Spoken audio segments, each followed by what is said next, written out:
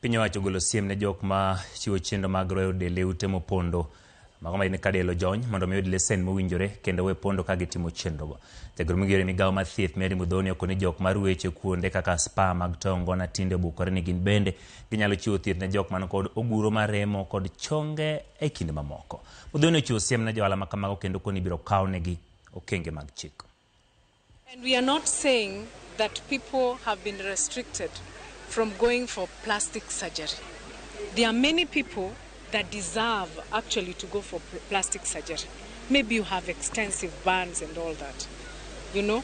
But we are saying whoever is running the spas unauthorized must close them.